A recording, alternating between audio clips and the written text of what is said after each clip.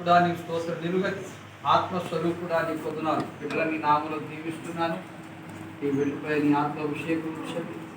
దేవాని స్తోత్రాలు తెలుసు ఆశా జ్యోతిగా మహిమా జ్యోతిగా ప్రభువాని స్తోత్రం వెలిగించబడి అనేకులను వెలిగించే గొప్ప కార్యం జరిగించండి.